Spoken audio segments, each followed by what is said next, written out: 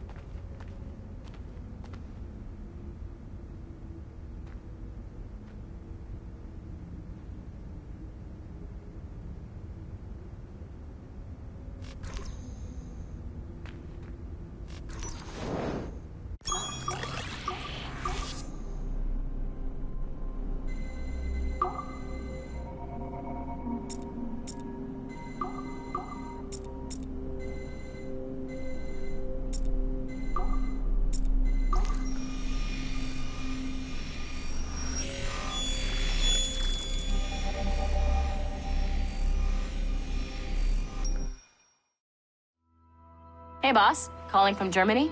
Yes, I am in Essen, searching for an artifact called the Ankh of Isis. Can you tell me anything about it? Give me a minute to fire up my machines here. Okay. Not much. There's an obscure file from the data dump scanner that mentions it. It was allegedly 14th century Germany, where an assassin named Lucas Zergberg fought a Templar offshoot called the Brothers of the Cross. How original. That's the file that led me to this bland shit pile. Is there anything else? Anything outside of Abstergo official records? Nobody's ever seen the thing. There's all kinds of stories about its history. From Roman Gallia, Egypt during the Middle Ages, and even a cell of modern-day assassins. Oh. And it apparently raises the dead. Is there any evidence to support this? None at all. You know what I think? I think this is bullshit the assassins are spreading around so that people like us waste our valuable time sniffing after it. Smells like a trap. Agreed. Keep an eye out for new information about the Ankh. While it may not lead to an artifact, we may be able to follow the data back to some assassins. You got it, boss. Where are you off to next? Cuba. I'm going to excavate the observatory.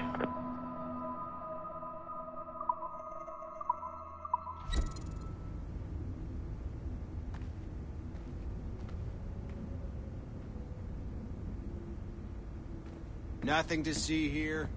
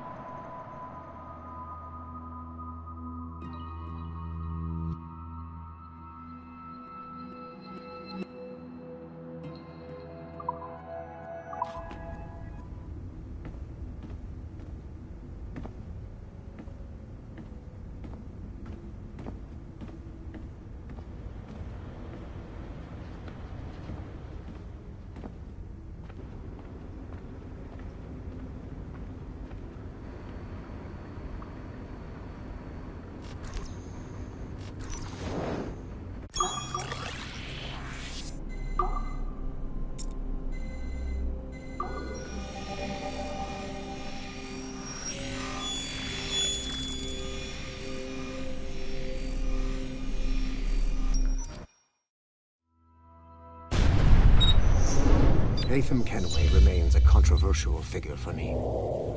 I have great respect for him.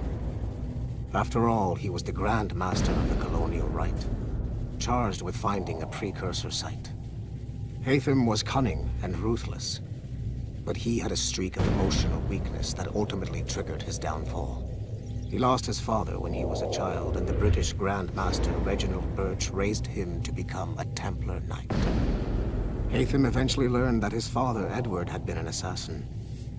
That he chose to stay a Templar, rather than follow in his father's footsteps, indicates to me that he believed he was already on the right path. When Haytham discovered that Birch was the one who murdered his father, he and his sister killed him in revenge. I believe this was the beginning of his downfall. Templars kill for efficiency, not petty emotions. When he discovered that his son Connor was an assassin working against him in the colonies, the same emotional weakness stayed his blade. A pity Connor did not show him the same mercy.